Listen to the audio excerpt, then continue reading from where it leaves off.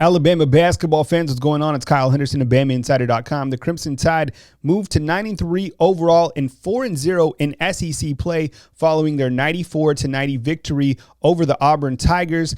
Now let's take a quick look at this box score between Alabama and Auburn, and then we're going to pipe in Nate Oats' press conference. As you can see right here, Josh Primo with 22 points, Jordan Bruner with 20 points, and then Herb Jones with 19.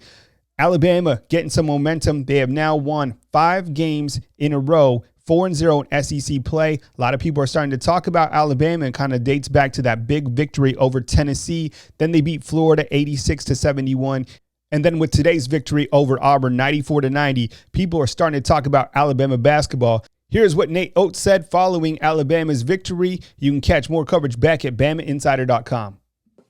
Thought our guys pulled together. I think we got the last 5 stops to get, or the last 5 possessions on our defensive end. We got stops. We had some big steals, deflections. We had some huge old boards. The putback by Petty, I thought was a game-winning play. That was huge.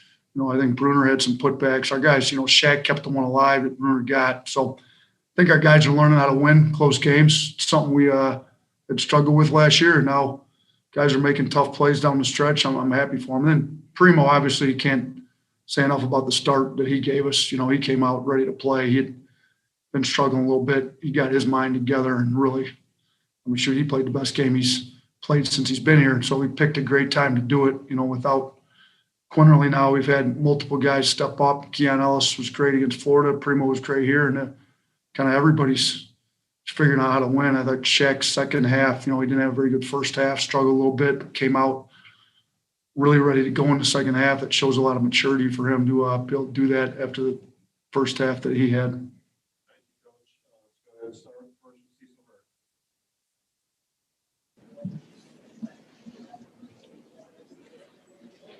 Hey, Coach. It's Cecil. I don't know if you can see. Yeah, I can see Cecil. Okay. In the stretch in the second half, when it seemed like the teams were trading baskets back and forth, tempo had really elevated. Bruner hits 2 threes. He gets a putback. What did he give you in the second half? He ended up with 20 points. He was huge, especially that last probably 8 minutes. The threes he hit, the putbacks he had a big block. He had some kind of anchors the defense with his talk at times, playing their center. I think, he gives us what we were looking for. He had to get comfortable in the offense. I think he got comfortable, picked a great time to show up big. And I thought those last 8 to 10 minutes, should he went 3 of 6 from 3. Him and Primo both go 50% from 3. So, but even more than that, the offensive rebounds, he got some and ones. He's playing tough basketball for us. He's really smart, but he brings a presence about him too. He's talking. So he's a great addition to add to, Reese, Petty, and Herb. Just those 4 guys are really all about winning this year, and he's added a lot to our program. Next question, Martin. Hey, Nate, congrats on the win. I'm just curious as to what the locker room celebration was like after the game. I know it's just kind of getting over a hump. You guys hadn't won in Auburn Arena in a while. But just what was the locker room celebration like? What you'd imagine it'd be like. They had the music thumping a little bit by the time I got back there. So they were happy, man. Those seniors hadn't won here their entire career. So that's, Petty, Reese, and Herb. It was 0 for 3 coming in here. So to get one their senior year was huge. Super happy. Guys that it was their first time to play, I still think understood the rivalry and what a big game it was. And those guys were all happy too. Shoot is great when you can win some close games. And we were down late too. To be down late, come back, get the win. I'm not sure at what point we took the lead, but we, was kind of going back and forth. That putback by Petty, and he got a steal and some ball screen coverage there late too. He's making winning plays. He didn't shoot the ball great today, and what did he end up 1 for 7 from 3? He's liable to go 5 of 7 or 10 for whatever the next game. But when he's making plays outside of making threes to win the game, that's when you know that they're all about winning. And I think they realize we got something special going. They realize how tight this group is. So when you get in there, it's a fun locker room to be in after the game. And they certainly made it fun for themselves. Next question, Tony. Hey, Nate, has the sitting down of John and Rojas, it seems like it's affected the team more so than just those two guys? As far as effort and maybe focus and intensity, is that wrong? No, I don't think so. I think they realize that everybody's got to be about the right stuff all the time. And even today, I mean, you know, we're not going to get into the weeds on all what happened. And really, to be honest with you, it wasn't even that big of a deal back when we did it, but we just had to get little stuff cleaned up. And my guess would be most places maybe wouldn't have suspended them. But I felt like we had to set a tone that there's an acceptable level of behavior, an acceptable level of attention to detail, and acceptable all that. And I think the guys understand, like, we're serious about putting together a winning culture here.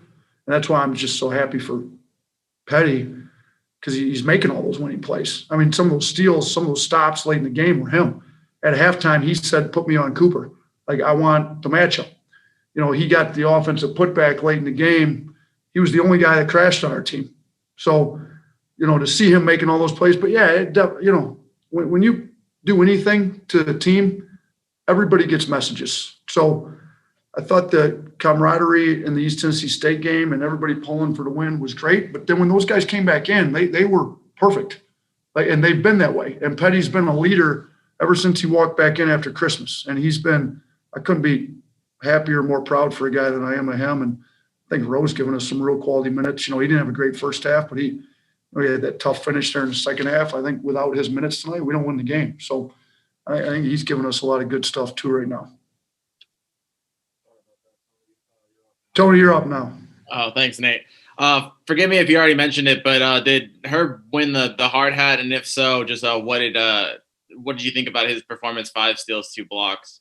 Yeah, he won it. Bruner was right behind him, though. Bruner had a lot of deflections and blocks, steals. So, like, Bruner might have gotten more per minute, but Herb won it. You know, we got to keep him in the game. It was good he was not in foul trouble till the very end. You know, we got to because, you know, we eventually switched him over to Sharif, which kind of helped shore that up a little bit. But then, you know, then he picks up a 3rd foul and a 4th foul, and now we had some issues. But, yeah, Herb won it tonight. He's plus 19 when he's in the game. There's only 6 minutes when he wasn't in the game. So figure that out. In those 6 minutes he wasn't in the game, we're minus 15. That's it's kind of valuable to keep him in the game, if that makes sense. So we got to find ways to keep him in. But yeah, I mean, 7 of 9 from the field, and he didn't have a ton of assists tonight, but he got the ball moving for us. You get in the paint, it starts spraying, guys are attacking, kicking. So, you know, our assisted turnover wasn't where we needed it to be. We were a little upside down in that category, and our turnovers were a few too many. But, you know, it was Herb and Primo who, other than those turnovers, they both played outstanding games. So hopefully we get these turnovers cleaned up here before we got to play at Kentucky. Thanks.